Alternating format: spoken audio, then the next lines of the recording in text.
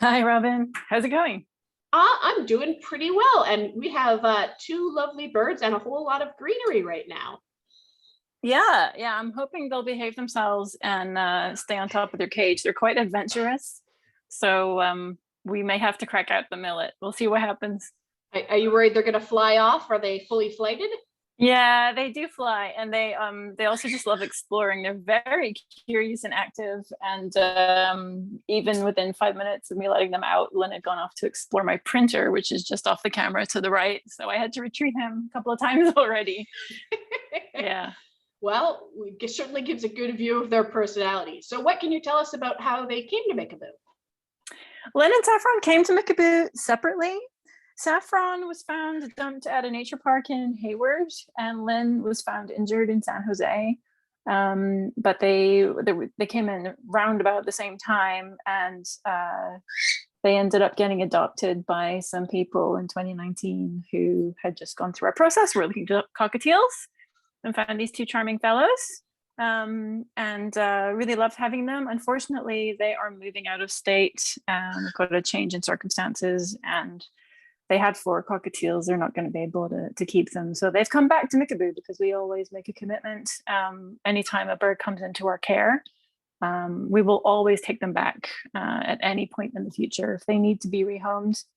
It's actually part of our adoption contract that we'd ask you return them back to us, and we will find a new home that's been through the same process of preparation and education to make sure that they have another good placement.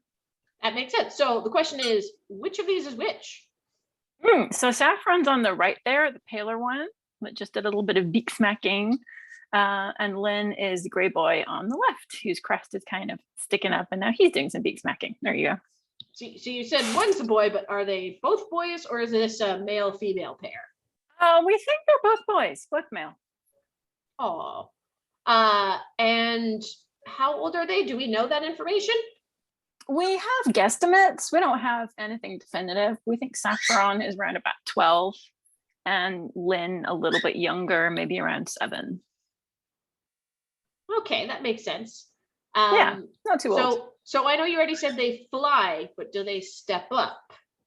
They do. They will step up. The trick is to put your hand flat and then approach them with your palm facing the ground, and then just slowly offer them the back of your hand.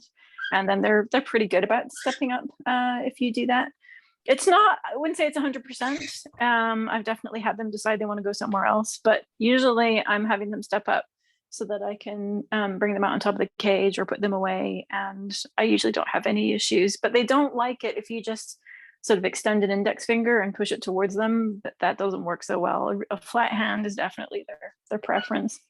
Fingers bad, but hand okay. Hand's good. Yes. Hand is good. You got to try everything. Absolutely. Speaking of treats, what is their food like? Are they on a good diet? What are they eating?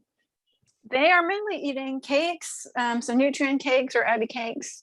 I crumble them up because they are pretty good about picking up the whole thing and dropping it on the floor after they've eaten about 5% of it. So I crumble them into the dish.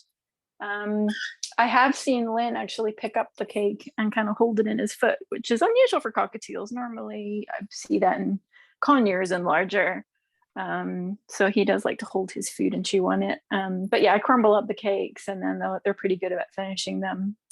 They also they eat a bit of greens. Lynn is really good with most greens. They've got romaine and fennel on the cage at the moment. Saffron doesn't like greens as much, but has really taken to fennel. So we've got some fennel up there. I think they use it more as a chew toy, actually. I always put it up having just run under the tap, so it's dripping wet, and I think they like to drink all the water off of it, and then they just start dropping some of it on the floor. So we just saw a little bit of preening happen. Do they do that a lot? Because that was pretty cute.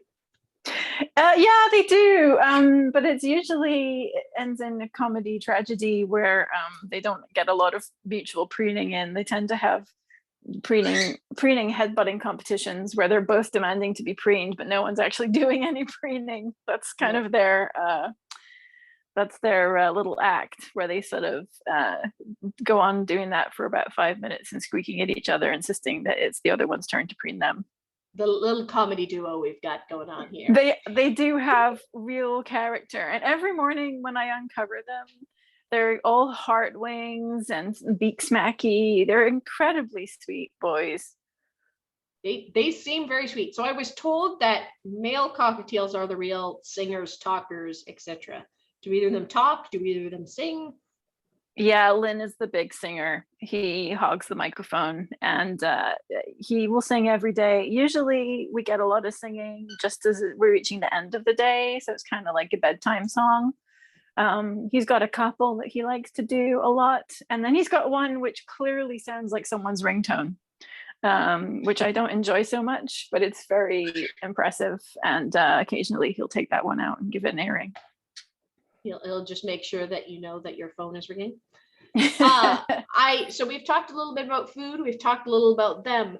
Can I ask what kind of cage they're in? Like what size? Because they're only cockatiels. So do they need a small cage, or are we looking at something bigger? We'd recommend something bigger. The cage they're in right now is 32 inches wide by about 21 deep. And about 32 or 34 high. So it's a flight cage. It's got 5/8 of an inch bar spacing.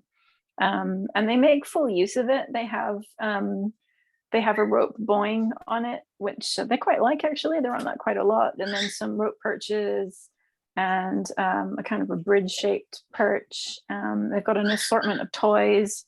Their favorite toys are finger traps filled full of shredded paper. They really like dainty nibbling on papery stuff. You can see how Saffron is kind of nibbling on the fennel right now. They like to do that on little shredded paper bits as well. I was just about to ask what their favorite type of toy is, because I found that cockatiels are big shredders. Yeah, well, they're quite dainty about it. They just kind of nibble delicately on individual bits of shredded paper. Is that one of their toys in the back behind that fennel? Yeah, there is. If I go over, they'll probably fly away, so I won't walk over there and move it. But there's a bit of shredded paper behind the fennel. So unless Saffron does some cage rearranging, you might not be able to see it. But there's a little bit of a colored paper just kind of behind Lynn's tail. You can see it sitting there. I'm just kind of amused by Lynn. Seems to be wondering who you're talking to. Yeah. Well, it's quite funny. After we did our practice run a couple of weeks ago, the moment that I stopped recording them, Lynn actually flew onto the top of my iPad and stared at me as if to say, "Hey, why isn't it all about us anymore?" Yeah, they like the attention. Oh yeah, they definitely seem to enjoy it. I was just going to ask, because we've seen them marching around and everything. Do you think they definitely get along with each other? Do you think they might work well with a third or even fourth cockatiel? Do you think they'd join the flock dynamic? Because I know you mentioned they came from a house of 4. Yeah, I think they would. They're quite friendly. They get very excited when I play videos of other cockatiels, which is true of most cockatiels, I think. But they definitely enjoyed, they had the other 2 that they used to live with. They would hang out with them. It could get a bit dramatic. I mean, a bit like budgies, cockatiels will have, birds that they're like their favorite bird. So everybody out of that group seemed to like one bird in particular the best. And then they would all kind of crowd around him and fight over who was going to be his friend. So, the dynamics can get a bit fun to watch, but it was all very friendly. And I think they would have fun with more cockatiels to be a bigger flock with. They're very social. Did the other 2 that they came in with already get adopted, or are they still also up for adoption if someone was looking for 4 cockatiels, say? They have moved to a foster home where things are going really well, and I'm hopeful. I don't want to jinx it, touch wood, but I'm very hopeful that could result in an adoption. So we'll see. We'll know in probably another couple of weeks or so, I would hope. They look downright adorable. I do want to remind people that if you do have any questions, either now or even once we're done talking with Lynn and Saffron, you can still leave questions. We'll have a little period at the very end where we can catch any follow-up questions that maybe got missed. So before we move on to our next bird, do you have any fun stories about them? Saffron's favorite thing to do, I mentioned the flying onto the iPad and the heart wings when I uncover them in the morning. Saffron's favorite thing when they start flying is to fly over and land on your head. Whilst Lynn will sort of land on your arm or your shoulder, Saffron goes for your head every time and then kind of sits there for 30 seconds and then flies away again. So prepare to be landed on. It's quite, it's his favorite party trick, I think. Some people love that. I personally, I love when my birds land on me, but who am I? So thank you very much, Sarah. We're going to move on.